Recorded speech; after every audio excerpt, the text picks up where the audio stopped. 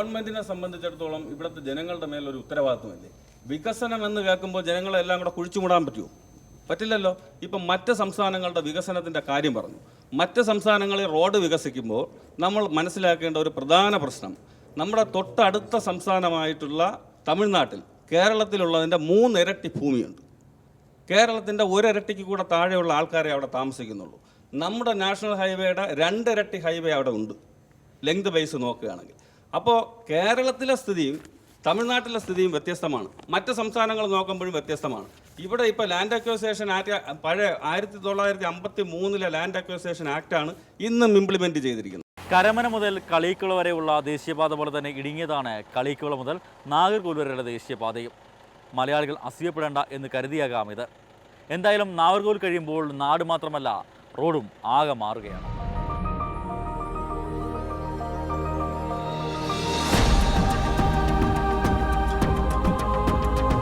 ഇത് NH44 വടക്കു തെക്കൻ ഇടനാഴിപ്പെട്ട 4-വരി പാത.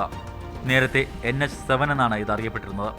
വാരണാസി മുതൽ കന്യാകുമാരി വരെ നീളുന്ന ഈ പാതയിലൂടെ വാഹനം ഓടിക്കുമ്പോഴാണ് കേരളത്തിലെ റോഡുകളുടെ പരിതാപകരമായ സ്ഥിതി ശരിക്കും ബോധ്യപ്പെടുക. ഭൂവിസ്ഥിതി കൂടിയ തമിഴ്നാട്ടിൽ എവിടെ വേണമെങ്കിലും റോഡ് നിർമ്മിക്കാമെന്ന് പറഞ്ഞ് വേണമെങ്കിലും നമുക്ക് ഈ വികസനത്തെ നിസ്സാരവൽക്കരിക്കാം. പക്ഷേ അതിവേഗ പാത വെറും വിവാദം മാത്രമായി മാറിയ കേരളത്തിൽ ഇത്തരമൊരു പാത എന്തെങ്കിലും യാഥാർത്ഥ്യമാകുമോ?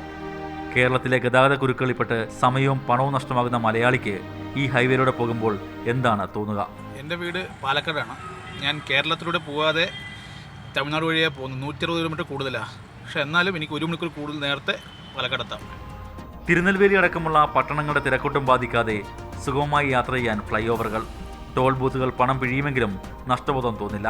കേരളത്തിലെ പോലെ ടോൾ ബൂത്ത് കഴിഞ്ഞാൽ ഉടനെ ഇവിടെ റെഡ് സിഗ്നൽ തെളിയില്ല. സ്പീഡ് 70 കിലോമീറ്റർ പരിധി കടന്നെന്ന് പറഞ്ഞ് പെറ്റിയടിക്കില്ല. സുരക്ഷിതമായി സുഗമമായി വേഗത്തിൽ ലക്ഷ്യത്തിലെത്താം ഈ പാതയിലൂടെ. കാസർഗോഡ് മുതൽ തിരുവനന്തപുരം വരെ ഇത്തരമൊരു 4-വരി പാത നമുക്ക് തൽക്കാലം സ്വപ്നം പോലും കാണാനാവില്ലെന്ന തിരിച്ചറിവിലൂടെയായിരുന്നു ഞങ്ങളുടെ മടക്കയാത്ര. ഈ റോഡിലൂടെ ഡ്രൈവ് ചെയ്യാൻ ആരും കുതിച്ചു പോകും. ഇങ്ങനൊരു റോഡ് കേരളം പോലെ ജനസാന്ദ്രതയേറിയ സംസ്ഥാനത്ത് പ്രായോഗികമല്ല എന്ന് വാദിക്കുന്നവരുണ്ടാകാം. എന്നാൽ നമുക്ക് നമ്മുടെ നിലവിലെ ദേശീയപാത വികസിപ്പിക്കാനെങ്കിലും ശ്രമിച്ചുകൂടെ? ആക്ച്വലി എന്തിനാണ് 45 മീറ്റർ, എന്തിനാണ് 60 മീറ്റർ, എന്തിനാണ് 30 മീറ്റർ?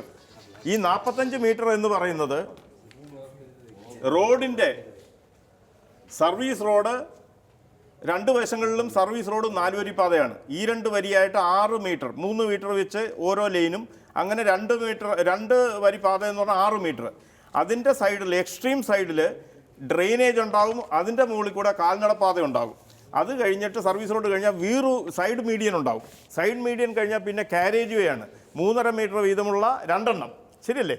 അത് കഴിഞ്ഞിട്ട് 3 മീറ്റർ വീതിയുള്ള സെൻട്രൽ മീഡിയൻ ഉണ്ടാവും. വികസനത്തിന് ജനങ്ങൾ എതിരാണ് എന്നുള്ള തരത്തിലുള്ള ഒരു തെറ്റിദ്ധാരണയാണ് ഈ ചാനൽ ചർച്ചയിലൂടെ വരുന്നത്. വികസനം നടക്കണം, പക്ഷേ അത് തുല്യ രീതിയിൽ സുതാര്യമായിരിക്കണം, തുല്യ രീതിയിലായിരിക്കണം. സർക്കാരുകൾ മുഖ്യമന്ത്രി കൊടുക്കുന്ന ഉറപ്പ് എന്ന് പറയുന്നത് രാഷ്ട്രീയക്കാരൻ്റെ ഉറപ്പാകരുത്, അത് മുഖ്യമന്ത്രിയുടെ ഉറപ്പാകണം. ഈ പാക്കേജുകൾ എന്ന് പറയുന്നത് ജനങ്ങളെ ദ്രോഹിക്കുന്ന പാക്കേജ് ആവരുത്, അത് സമയബന്ധിതമായി പൂർത്തീകരിച്ചുകൊണ്ട് ജനങ്ങൾക്ക് ആശ്വാസം നൽകുന്ന പാക്കേജുകളായിരിക്കണം. പക്ഷേ ഇന്നലകളിലുള്ള ജനങ്ങളുടെ മുന്നിലുള്ള ഒരു ജനങ്ങൾക്ക് കാണാൻ വേണ്ടി കഴിഞ്ഞത് മുഖ്യമന്ത്രിയായാലും മറ്റേത് മന്ത്രിമാരായാലും കൊടുക്കുന്ന ഉറപ്പുകൾ മുഴുവൻ ലംഘിക്കപ്പെടുകയും പാക്കേജുകളാകെ അട്ടിമറിക്കപ്പെടുകയും അത് വൻകിട മുതലാളിമാരുടെ താല്പര്യങ്ങൾക്ക് വേണ്ടി മാത്രം ഉപയോഗിക്കുകയും ചെയ്യുന്നതാണ്. ഇവിടെ ഇപ്പോൾ നേരത്തെ സാറ് പറഞ്ഞത് വാഹനങ്ങൾ ഓടി വരുമ്പോഴത്തേക്കും അവർക്ക് ഒരു വശത്ത് പാർക്ക് ചെയ്യുന്നതിലേക്ക് വേണ്ടി ഫെസിലിറ്റീസ് ആണ്. നാഷണൽ ഹൈവേയിൽ വാഹനങ്ങൾ 2 വശത്തൂടെ ഓടി വരും, 1 വശത്തൂടെ അല്ല. അങ്ങനെയാണെങ്കിൽ 2 വശത്തോടുള്ള ഫെസിലിറ്റീസ് ഉണ്ടാവണ്ടേ? തീർച്ചയായിട്ടും ഇവിടെ പറയുന്ന ന്യായങ്ങൾ ജനങ്ങൾക്ക് ദഹിക്കുന്നതല്ല. അതായത് ഈ 4-വരി പാത എന്ന് പറയുന്നത് മെയിൻ ലൈനാണ്, മെയിൻ കാരേജ് വേ ആണ്, അപ്പുറവും ഇപ്പുറവും. അതുകൂടാതെ സർവീസ് റോഡുണ്ട്. അത് നമുക്ക് ടോൾ കൊടുക്കാതെ നമ്മുടെ ദൈനംദിന ആവശ്യങ്ങൾക്ക് മെയിൻ റോഡിലോട്ട് കടക്കാതെ അപകടങ്ങളില്ലാതെ പോകാനാണ് സർവീസ് റോഡ് വേണ്ടത്. സർവീസ് പറയുന്നൊന്ന് കേക്ക്, 1 മിനിറ്റ് ഇരിക്കേ. ഈ സർവീസ് റോഡിന്റെ സൈഡിൽ കച്ചവടങ്ങളാകാം, നമുക്ക് നിർത്തി ചായ കുടിക്കാം, കച്ചവടങ്ങൾ നടത്താം.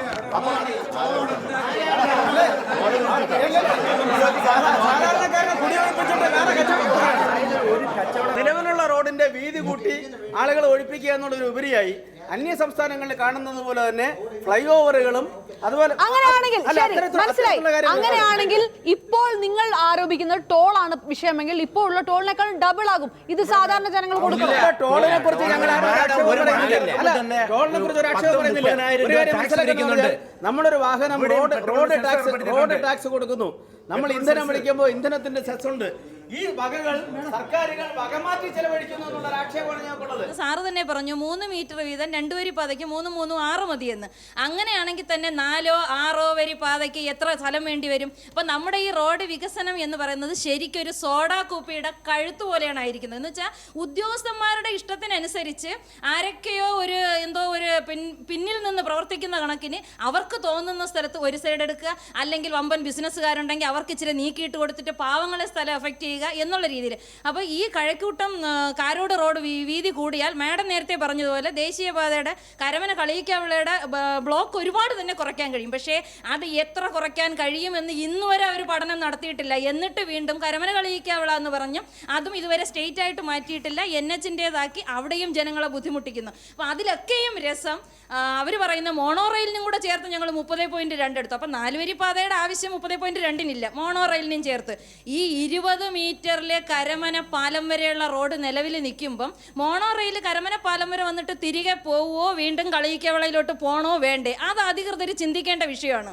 പിന്നെ ഈ BOT അടിസ്ഥാനത്തിൽ കൂടുതൽ സ്ഥലം ഏറ്റെടുത്തിട്ട് മറ്റുള്ളവർക്ക് വാഹനക്കാർക്ക് റെസ്റ്റ് ചെയ്യാൻ അവരുടെ വിശ്രമവേള ആനന്ദകരമാക്കാനല്ല പാവപ്പെട്ടവൻ്റെ സ്ഥലം, വളരെ കഷ്ടപ്പെടുന്ന ജനങ്ങളുടെ സ്ഥലം എന്ന് പറയുന്നത് അവരുടെ വിശ്രമവേള ആനന്ദകരമാക്കാൻ വേണ്ടിയിട്ടല്ല.